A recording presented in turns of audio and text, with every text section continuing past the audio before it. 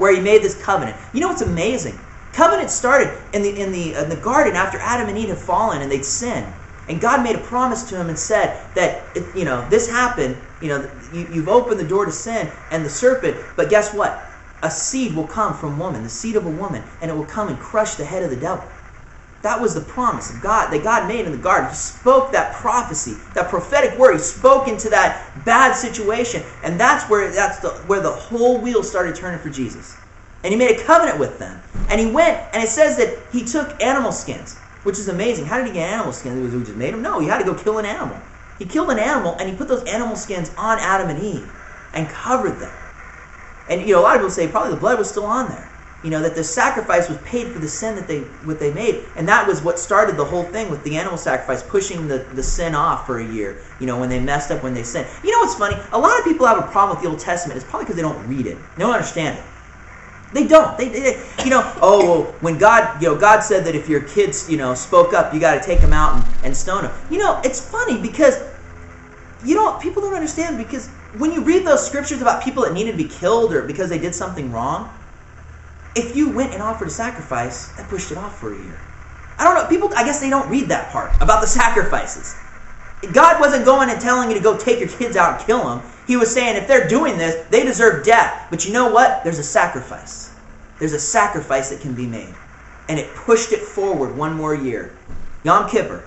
1 year. 1 year. Every year. Pushing it forward until what? Until the perfect lamb that would be sacrificed for the sin of all the world.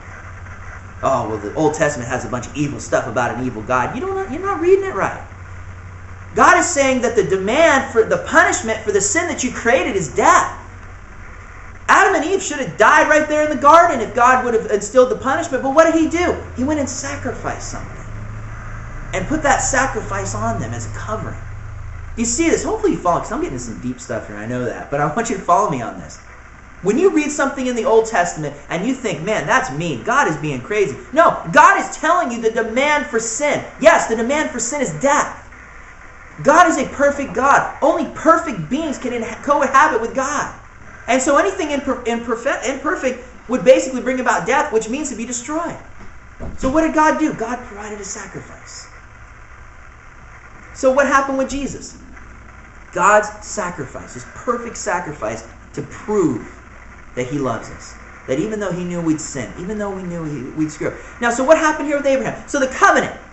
God made this covenant. All through time, he made covenants. And then he came up to a man named Abram. And he found a man that would trust him, that would believe him. The first man it actually speaks of that actually had faith. The very first man in the Bible that speaks. That's why they call him the father of faith. He's the first man that was spoken of that actually had faith. There were men who walked with God. There were men, who had a relationship with God. But he was the first one to believe God. And so he found this man. He said, okay, here's a man of faith. Because what? Without faith, it's impossible to please God. Faith is the substance of things hoped for and the evidence unseen. That faith is what caused the world to come into being. Faith is what God needed to use to get back into this earth and get involved with men. The earth that he gave to man, and man turned and gave it to Satan. The earth still belonged to man, so how was he going to get back in? He had to find a man, so he found Abram. And he gave Abram a promise. He said, Abram, I promise you, I'm going to give you a child. I know you want a kid. That's the desire of your heart. I love how God starts. He didn't start by telling Abram why, because Abram worshipped false gods. He spent his whole, 60, 70 years until God appeared to him worshiping false gods. He didn't go, Abram, idiot, why are you worshiping those false gods? You better go and do something and make up for all these horrible things. And no, he said, Abram, I want to bless you. I know the desires of your heart is to have a kid. I want to give you a son. Do you see? That's what's amazing about God. He doesn't go into a situation and start smacking you over the head about the bad things he does. He speaks to you about his intent, his desires, what he sees you. He saw Abram as Abraham, a father of many nations. He starts speaking to you who you are, who you really are. I found out that the more I found out about who I was, the less I wanted to do things that were against my nature. I don't feel like I have to cuss. I don't care. Cussing's no big deal, but I don't feel like I have to use F words to, get my point across. I don't feel like I have to go out and get wasted, every other night to feel good about myself. I don't feel like I have to do all these different things. I don't feel like that. Why? Because I figured out who I am. And who I am is a lot better than sin. Who I am is a lot better. I would never discredit sin. Don't get me wrong. Sin destroys you. Sin messes you up.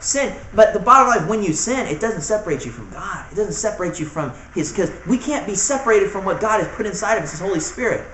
You can't be turned away. So, I don't sin, I screw up, but I don't go out and willfully sin because I know it separates, gets in that between my relation with me and God and destroys me. So, God comes to Abram and says, I want to bless you. I want to take care of you. I want to give you a son. And Abram's like, well, how do I know you're going to do this? And so there was a sacrifice I told you about last week where he took those animals and he walked in the blood and he swore upon that blood that I would do this. And so Abraham said, yep, that's the way it is. And God started calling Abram Abraham, meaning father of many nations.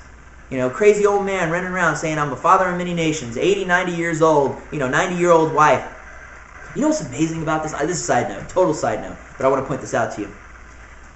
People kind of have the idea that God miraculously made Sarah have a baby, right? That's what most people think. God did this miracle in her body and made it to where she can have a baby. I don't really think it's the case. I think what happened was as Abraham believed God that Sarah would be able to have kids, God renewed her youth. Because the interesting thing is, at 90 years old, Pharaoh took her into his harem. She wasn't no ugly old lady walking around pregnant. No, I really think that God renewed her. It says that they that wait upon the Lord will renew their strength and will mount up like wings of eagles. What's something about renewing? Well, anyways, you get the point of what I'm saying. It renews them. Their youth like eagles. That's what it is. That's in Psalms 103. Renewed youth. That God did this work inside of her and caused her to become something that Pharaoh wanted to be part of his harem. I can guarantee you, Pharaoh hadn't have some weird fetish for old people. He had some beautiful women in his harem. They were gorgeous, and Sarah was drop dead gorgeous at 90 years old. Now people say, well, shoot, I'll believe for that. My wife looking gorgeous at 90 years old, And it says Abraham wasn't the funny thing was when Sarah died at 100, he went out and married somebody else, had more kids. Abraham wasn't too much of a, he wasn't a 120-year-old like you see today, these little frail things kind of, with the little walker walking around the old folks' home. No. Abraham, it says he died, he was full of youth and vigor. He wasn't some, What? What'd you say? You're saying amen to the vigor. Oh, vigor. Oh, I said that word right? I had to think about it. Oh. Not liquor, vigor. So, the thing was, what happened, God did this miracle of renewing her youth, and she had a baby. And the amazing thing was about this, and we'll go back to Genesis 22. So God fulfilled His promise. He promised them and He fulfilled the promise, right? Isaac. But the interesting thing was, before Isaac was born, everybody knows the story of Hagar, where basically Abraham was waiting for the baby, decided, well, maybe God might do it the way I want to do it, with my own hands. And Sarah's like, well, yeah, go ahead and take my handmaiden and do your business, and there you go. You got yourself a kid. And that's where Ishmael came from. And God even said, He goes, well, that's not the kid I promised you. I said it's through Sarah, not through Hagar, right?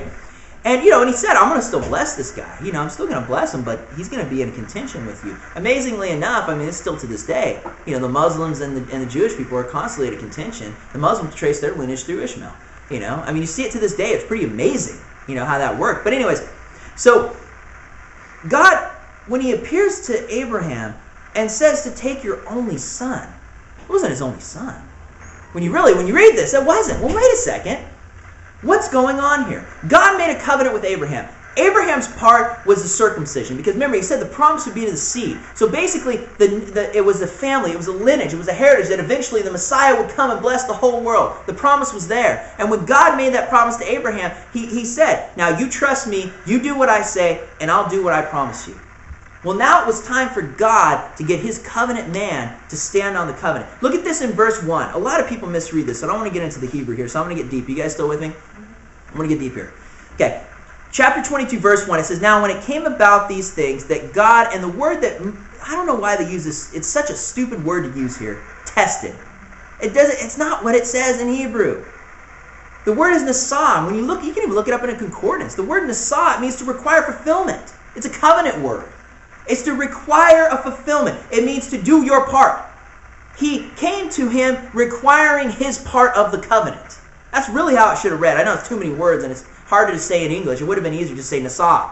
That God nasah Abraham and said, Abraham, and he says, here I am. He says, take your only son.